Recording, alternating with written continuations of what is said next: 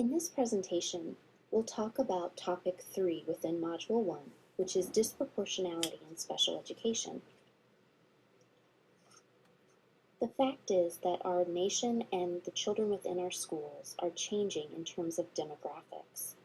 12 states and the District of Columbia now have white populations below 50% among children under age 5. And at this current growth rate, 7 more states could flip to be minority-majority states among small children in the next decade. And according to the Brookings Institution, because minority births are driving the rapid changes in the population, any institution that touches or is impacted by children will be the first to feel the impact. But the fact is that these kinds of demographic changes are not just happening in large urban settings. As the figure on this slide shows, rural areas within the Great Plains states are experiencing rapid change in the population of Hispanics. So even within Kansas, we can see that there are drastic increases in the population of children and families of Hispanic origin, particularly in areas such as Wichita, Kansas City, although you'll see that there are pockets all over the Great Plains states in which we're having increased diversity of the population. Just a few more demographics, facts. In 2009, 67% of the population was white, and estimates indicate that by 2050, the population will be less than 50% white. 29% of children are in families with income less than $30,000 a year. So this includes 19% of white children, while it includes 43% of non-white and 43% of Hispanic children. And in households where neither parent has any college experience, this would be the case in 48% for all children, 42% of white children, 46% of non-white, and yet 68% of Hispanic children live in homes where neither parent has any college experience. So what are our schools like? Well, in 2003, 42% of public school students were part of an ethnic or racial minority, and 19% of all school-age children spoke a language other than English at home. And so these data are actually even higher when we look at more recent years. 70% of black students, 71% of Hispanic students, and 23% of white students in 4th grade are eligible for free and reduced lunch. So obviously a much higher proportion of students of color are eligible for free and reduced lunch compared to white students.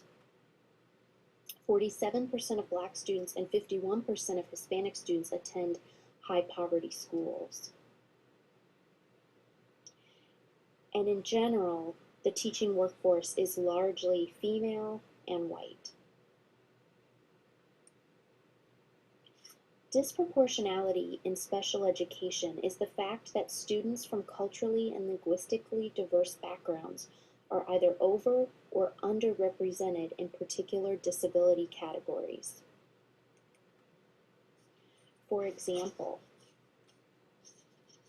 boys are twice as likely to be labeled in a particular disability category. In 2000, 8% of all public school children were labeled as having either an intellectual disability, emotional disturbance, or specific learning disability. But again, boys are twice as likely to receive one of these labels.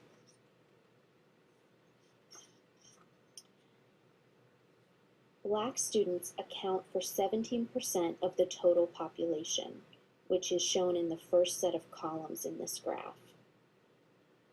But they are disproportionately represented in all 3 disability categories, accounting for 33% of students classified as with an intellectual disability, 27% of students classified with emotional disturbance, and 18% of students classified with SLD, or specific learning disability.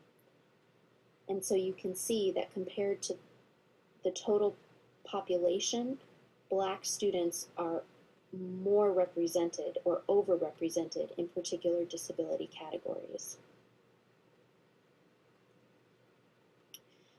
And white students with disabilities were more likely than students of any other race or ethnicity to spend 80% or more of their day in a regular education classroom. In other words, white students with disabilities are more likely to be included with their general education, non-disabled peers. Black students, however, were more likely than students of any other race or ethnicity to spend less than 40% of their day in a regular education classroom. And in fact, they were the most likely to be placed outside of a regular school. And finally, in terms of underrepresentation, we see that students of color are largely underrepresented in gifted and talented programs. So in terms of the percentages, Black students make up only 8.4% of students in gifted programs, while Hispanic students in gifted programs is only at 4.7%.